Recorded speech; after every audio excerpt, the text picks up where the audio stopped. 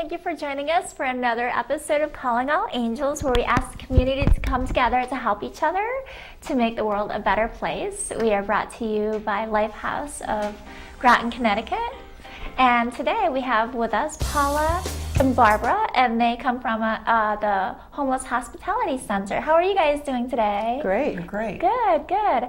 So the Homeless Hospitality Center, that's located in New London, right? Mm-hmm. Okay, and can you tell us a little bit about how it got started? Sure. It started in 2006 after the City of New London eliminated their social services program or department.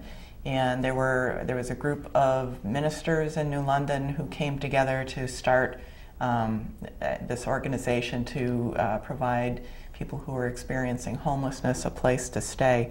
And then the thing that really spurred it forward, though, was that there were two men who were experiencing homelessness who died in the woods that winter. And so that really kind of pushed the need forward. So originally we were located in the basement of St. James Church, and we became a 501c3. The ministers are no longer directly involved in the operation of the programs, but the local churches all across southeastern Connecticut, including you guys, are some of our best supporters. And in 2013, we moved up to State Pier Road. We bought the former St. Peter and Paul, is it? That's right. St. Peter and Paul Polish Catholic Church, and converted the church into the shelter, and the rectory is our offices. Oh, that's great. And how long have you been involved with this? I started volunteering in 2007, and I still do some volunteering there, and I also do some special projects for the executive director. And the work that I do is part-time. I'm the communications and development manager now, after working at Connecticut College for quite a while in the advancement office. Great. So if somebody does volunteer there, it's a great opportunity for them to get experience and for them to potentially, help out in other fields besides just the volunteering, if they have the heart for that. So you said you've been there for a while. So what do you guys do? Like, how many people would you say that you have? Usually, how many guests come to stay? Well, why don't you explain, too, how long you've been there and how you came? Yeah, well, I've been there ever since June of 2015. I came in and was looking to volunteer and became the volunteer coordinator with, some various things that took place for that to happen. But before that, I was with Alliance for Living, and with them for 6 years, and have volunteer experience, volunteer coordination experience. We have in the shelter each night around 45 to 47 people a night. We're experiencing that right now during the summer months. And we're a 40-bed shelter. Wow. So usually we have people sleep on our main floor. Wow. Like Kathy Zoll always says, if we have a cot or if we, have a chair, they have a place to stay. Oh, Yeah. That's wonderful. So you have a really deep heart for this. Absolutely. Have you always been that way? Absolutely. Yeah. I believe so. My family and I, we would take the boys out on the streets and with peanut butter and jelly sandwiches and apple cider, and look for people who were homeless. And so it just I was to step right into this role because of the heart that I have for it. So yeah, it's your and my family. Yeah, Mm-hmm. That's wonderful. And does your family also do stuff like this? Well, my boys are grown and they live in different states. Two of them do. One is here, but yeah, they do have a heart Aw. to serve. Hmm. That's wonderful. So you say you have about 45 people a night. Yeah, something like that. And Mhm. they're really appreciative people too, and they come from all walks of life. Absolutely. And anybody can get there. Everybody. We're all very vulnerable about stuff Absolutely. like that. So, what can people do to help you guys? Well, as the volunteer coordinator, what I do is currently I manage about 150 volunteers. That's individuals and groups. But I would, at any given day, recruit, train, and manage volunteers. We have a need for volunteers to cover our front desk during morning and afternoon times, and also evening and weekends. We also have a need for people in our help center as well, and morning, afternoon, and evenings. And we have such a variety of wonderful volunteers as it is already, that we're just very blessed to have them all, including yourself, Lighthouse. Thanks. As your church comes in as a food volunteer, And we actually absolutely love coming there. and the guests love you immensely. Aw, They really do. Thanks. They're so welcoming, and Yeah. they are so appreciative, and they never.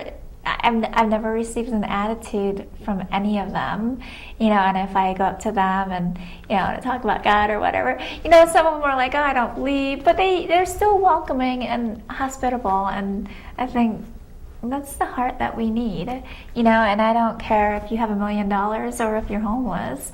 It's how you treat people. Absolutely. And most of the people, all of them, have always been so gracious and show so much class. Absolutely. So it's a pleasure for us to be able to serve them. It's certainly not a favor. It's for us to be able to meet them, hear their stories, feel their love. I encourage everybody to at least go there and just experience how amazing this place is and how amazing the people are. And you said that you have a help center. Is that what you called it? Yeah, the help center. What we do there is I oversee the administration of guest services, and some of those services are we help with bus tickets to interviews, job interviews, medical appointments. We also help with their first uniform on their job, their shoes, as well as fixing their cars. We also process official documents like Connecticut IDs and driver's license. We also refer people for career clothing. Great. We will get somebody a gift card or a gas card, to help them get to work. That's amazing. You guys also have a van. We do. And you just kind of take the whole group, or are you individual? How does that work? What we do is we transport our guests 11:30 and 4:30 to either lunch and or dinner. Wow. And That's yeah. wonderful. And so this help center, you need a lot of help with that as well? Actually, the front desk Okay. during the day, the Yeah. morning, the afternoon, Right. the evening, and the weekends. Nice. We're 24/7 shelters, so That's wonderful. You guys never close your doors. no, we don't. So if somebody comes in at like 2 in the morning, you still take them in if there's room. Absolutely, no, we will take them. Oh, that's Yeah, amazing. even though we do have a wait list, Mhm. we will take anyone who comes to the door for the first time, in which they, come in with a police clearance Mhm. from our local police station, and they would call 211, and they would come in that night Mhm. with the police clearance, and the next day they would get an assessment done by our intake team. Oh, okay. And the assessment kind of shows you where they're at and where they're going? Absolutely. It could be where they're from, their mental capability, various things, Wonderful. if they're working, or if they, some people just come in and just want to go home. Right. And we will, whether it's a bus ticket or a train ticket or an airline ticket, we will get them to where they want to go. That's beautiful. How do you guys afford this stuff? Well, we are state and federally funded. Mm-hmm. And Yeah. we're supported by many foundations, locally, primarily in Connecticut, state and federal funding, and we also have a good number of people who support us financially, individuals and businesses. Our main fundraising event is the Walk to End Homelessness, and that is every April. I think in 2017 it's April 27th. 27th or 25th. 25th. Okay. And this past year, the walk raised just under $25,000. Oh my And gosh. so we're hoping to raise more next year, and we've already started planning for it. I had no idea a walk could raise so much. And it's just a local walk. It's about a 2.5-mile walk around downtown New London, and we do it in conjunction with students from Connecticut College. And this year, we challenged the students to create 3 stops along the way that would engage people in issues related to homelessness. So they had 3 activities along the way where people could do something or see something that connected them to the issue. Wow. And so it was really great. We had a lot of families that participated and a lot of individuals. We had 13 sponsors, more than ever before. That's So we were amazing. really thrilled. Yeah. And we also have a thrift store in downtown New London, Oh, and the profits there support the Homeless What's it Hospitality called? Center. Homeward Bound Treasures. It's Ah. at 35 Golden Street, and we're looking for volunteers there as well as at the shelter. And all the profits, as I said, support the shelter. And we're always looking for people who have things they can donate to us. We're looking for gently used furniture and furnishings primarily, and then we resell those. And as I said, the store is at 35 Golden Street, open Tuesday through Saturday from 11 to 5. Yay. The phone is 860-444-8800. And we're always happy to talk with people about donations or if people want to volunteer. yeah, the volunteering is so huge. And like I said, it's great on a resume, too. Right. You know, Yeah. I've volunteered at a few places, and it's so, you put that on your resume, and every time without fail, I've been asked about the volunteering, and it's great because it helps me out, but it also helps to get the word out about the places that need volunteering. Now, children, families that come in, what happens there if somebody comes, like a whole family? Well, we service adult men and women only. Okay. We do have surrounding shelters nearby that cater to and serve families and children. Okay. Mm-hmm. And In New London, it's Covenant Shelter of New London. Covenant. And there's a shelter in Mystic for families as well. Wonderful. So you don't really work with them, but you kind of like sisters in a way, because I mean you kind of take the singles where they take in the families, and you're not really associated with them though. Not formally, but we collaborate on Absolutely. in a lot of ways on intakes, We share a lot of information. We talk, every day. The staff talks to each other. Great, great. And some of our guests do go and stay at the Covenant shelters, so we do partner in that way. Yeah. Oh, even like the single guests will go over there Yes. and stay? Mhm. Oh. Yeah, especially the women. And the Women's Center, I'm sorry, it's The Blue Safe House. Futures. Safe Futures. Yeah. They've been on here twice, I think, so Yeah. far. Well, Yeah. Covenant has a blue house that our women would go and stay in. Yeah. And you said that's in New London. Yeah, Yeah. on J Street. Oh, okay. Oh, so that's probably close to Safe Futures then. Mm-hmm. Oh. Well, the blue house is a part of Covenant. Okay. Yes. All right, gotcha. Oh, I didn't know that. That's good to know. So when somebody gives donations, but that goes directly to you guys. Yes. Yes. Good. Good. I love how everybody kind of, they work together, yet they're responsible for raising what they need, or, how wonderful. So now, a bulk of the homeless people, do they all have completely different stories, or do you find that a lot of homeless people are maybe homeless for the same reason? Well, I would say that they do have completely different stories. In some ways they're connected, but in others, they're totally different. Yeah. Yeah. Yeah. So it's not like there's a trending issue Right. that is making people homeless. It's different issues. Absolutely. Yeah. That's great. And do you think that for both of you, that your upbringing kind of just gave you that heart for this? Kind of? I don't know. I guess so. I mean, my family has always been, involved in volunteering for different causes.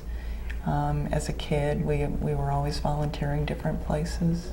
Right, and we serve in our church, so we also serve in the community as well. So, yeah. Church does not stop at the door. That's right. We are Yeah. the church, and we have to take it out. And when people just leave it at the door, it's sad. It's very sad. I know, like if churches or schools get involved, do you guys ever have like drives at schools? We, a couple of schools have organized different drives for us. The Multicultural Magnet School in New London raised more than $700 for us for the Walk to End Homelessness. The Williams School has done a couple of projects for us. That's right. And then we have individuals that, East Lyme High School. absolutely, and we have children, high school children who call in to say, I'd like to do something, and you have to be 18 to come into the shelter. So the first thought is do a donation drive. Yes. And they just love it. And how great we for have- the kids. Yeah. What a great way to bring up your kids. Absolutely. Doing things like that. And, Yeah. they get home and they play on the video game. How about getting home and doing a drive? Absolutely. Or, doing something for the community. It doesn't, again, the love in your home doesn't stop with your family. It should Absolutely. include the family of the entire world. But you guys are doing so wonderful. Did you guys want to talk about anything that's weighing on you? Or I was going to say, I think we should mention that our focus really is on housing. Shelter is just a short-term solution to homelessness, and our Right. focus really is on getting people back to permanent housing. Almost half of the people we serve have a problem with alcohol addiction, drug addiction, mental health issues, or a combination of those, in addition to economic issues, financial issues.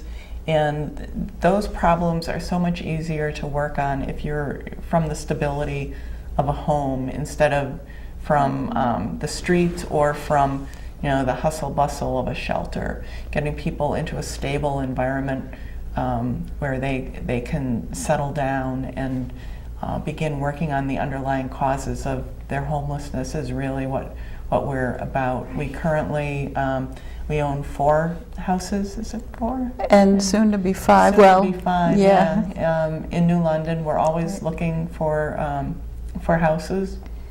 We recently had an offer for another house in New London, and we're in the process of closing on that. So soon it will be 5.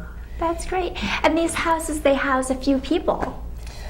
Yeah, I think the biggest is 13 people, maybe. Yeah, Wow. it's shared living, and That's- one of them is a vet's house. Oh, wow. Yes. Mhm. Aw, you guys get a lot of vets? It's been declining. We about let's see. I'm not sure how many vets we've had in the last year. It peaked at about 11% of our guests were vets, and last year it was down to 5%. There's Oh, a good. national Yes, epidemic almost. yeah. Well, there's been this national movement to end homelessness for vets. Yeah. And to get vets into stable, permanent housing, and that's really been working. And we're seeing the numbers reflected in the number of people who are staying in the shelter. Wow. So that number is way down. But the number of vets in supportive housing has increased, and we're really focused on helping them there and making sure they have the services that they need in order to move forward. That's wonderful. Now, in the houses, do you guys have people that volunteer in the houses? Is that necessary or not really? No, we No. don't really They have kinda live on their volunteers. own. No, we have property managers. Okay. Yeah, we have a property manager and an assistant, and And case managers who work with people Absolutely. individually yeah. on whatever their issues are. And we also work with other organizations on managing, on case management for people, especially That's- SCAD and SMA, Southeast Mental Health Authority, and Southeastern Connecticut Council on Alcohol and Drug Addiction. Oh, good job. That is huge. SCAD. And they've been great to work with. Awesome. So when they get into the houses, do they have to pay rent? Is that kind of part of It's it? low income. Good. Low income rent. Mhm. That's. Do you have them? Do they have like a time limit? Like, okay, you can stay in this house for so long, but you really need to It focus. varies from one type of housing to another. The houses that we manage are mostly long-term, and the typical rent would be like $400 a month, so really, really low. Yeah. But there's also transitional housing, which you go to temporarily to transition to someplace else. Oh, It's okay. not So intended to be it's long-term. not a trans. That's what I was thinking. Maybe it was a transitional housing, but it's not. No. Oh, that's wonderful! Yay! You guys are doing so much. You must go home and feel so amazing. Most Actually, so, Most of among the other time. things. Think about it in that way. I know after I've done a whole day of work and forgot, and I go home and I'm exhausted, and I just think to myself, what a great day, Yeah, it's great when someone gets to go home. It's great. Yes. It really, truly is when you see someone getting a job, just getting back on their feet and getting that job and maintaining it, and it's really great to see that, especially those who need the help regarding substance abuse and Yeah. alcohol, and they're getting the help, and it really is great. And as they move on, they come back in and they tell us their stories of what they're doing now, and it's Yeah. absolutely wonderful. Yeah. Do you guys So- ever get volunteers from people that have left? Absolutely. We have a young lady who is one of our intake coordinators, assessment people and person, and she started out as she was a guest, became a volunteer, and now works for us. Oh wow! Yay! Yeah, what great stories. Yeah. That's we And- all need to be making a difference like that. And many of our employees are former guests. Well, some are former guests, and Right. many are recovering from addictions themselves. And they are so appreciative. Mm. And I know they are because know, I volunteer there, and I see it in their faces that they have some place to go, and they seem like they get along pretty well. Oh, yeah. I'm sure once in a while you have your little, but they Yeah. seem like they get along so well. Get along pretty well. Oh, yeah. Yeah. Mhm. That's awesome. I want to thank you guys so much for coming out. Is there anything that you'd like to add before we close out? Well, I know the walk, we're looking for committee members from different associations or organizations. So we'll be calling on some. Yeah. And I hope they join us. And, you know, anybody watching, if you could call them also, if you have any time or any monetary things that you like to donate.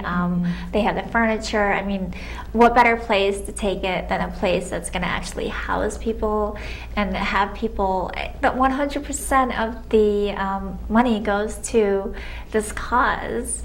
And any of us could be there, and I'm sure we've known people that have been there. So, yes. I just wanted to mention one thing about our respite area. We do have a respite area. It's a clinic in the shelter itself, and what happens is that hospitals will probably pick up homeless people, and they will refer them to us, and so they can just rest and get better in our respite clinic. Nice. Yeah. Wow, you guys just do everything. And there's more information about everything on our website, www.nlhhc.org. Awesome. Okay. Yeah. I see it on screen. So that's good. So definitely get a hold of these guys. You know, I can tell you from personal experience, there's nothing that can make you feel better about yourself and your life and everything than helping somebody else. If you're depressed, if you don't know what your purpose is, all of that just kind of comes together in this amazing ball of joy when you are able to help somebody. So we are just asking that you do what you can to help people, to help these guys. Just get out there and do something for somebody else. I promise you, you will feel so rewarded. So we thank you for joining us, and we look forward to you watching us next week on Calling All Angels. Thanks for having us. You're welcome. Thank you.